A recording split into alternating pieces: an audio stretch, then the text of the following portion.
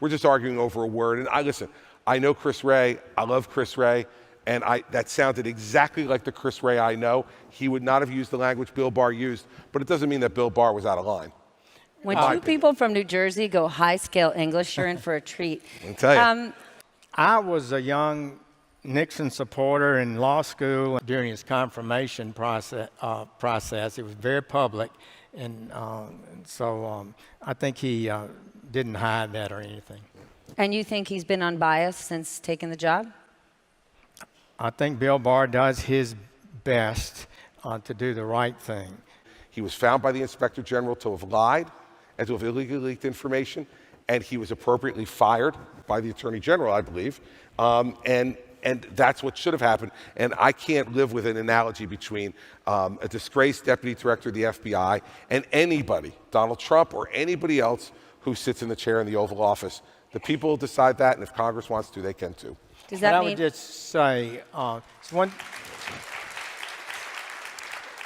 it's one thing. What I'm asking is these former federal prosecutors, some of which actually worked with both of you, have signed on to this letter to make the point if he were not They haven't studied all of this. he would be charged with obstruction. And I'm asking you, do you agree with them? I can't agree. Well, first of all, I haven't studied it sufficiently to make an opinion. All right.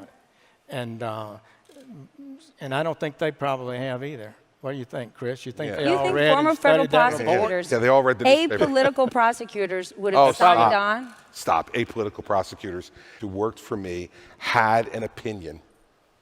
They had an opinion. An opinion. They voted in elections. They are not apolitical. And they're not required, by the way, to be apolitical. So everyone who signed this has a political agenda? No, I've been an executive, for 8 years in the state. You hire good people around you, you try to, so that if you're having a bad day, if you're suggesting something that maybe isn't a smart idea, forget about a legal or illegal idea, not even a smart idea, that you have people who are strong enough and have enough integrity to put the brakes on it. Nothing that came out of the executive branch that stopped me from doing anything I wanted to do.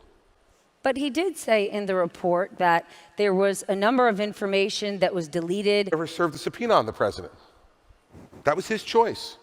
He could have subpoenaed the president. When the president said, I'll only answer questions in writing, he could have subpoenaed the president. Governor Christie actually helped him get that over the line, but it had been reported if you had still been in that seat, you could have been a roadblock for Jared Kushner because criminal justice reform was not a priority for you, though it's gotten a lot of bipartisan support. Well, I like a lot of what's in the First Step Act. So I'll say yes to the things that I have a passion for, an ability for, and that I think are in the best interest of the country and the family. So we'll see if that happens or not. I have no idea. Up to this point, it hasn't. But could things change? Sure, they could change. I always have an open mind, Stephanie. An open mind and an open heart, it's all I can ask for. Thank you both for your time, for the candid conversation. Sir? Thank you. And thank you from the low-key poet and the former Attorney General and I thank you all for your time. Thank you. Thank you. Thank you.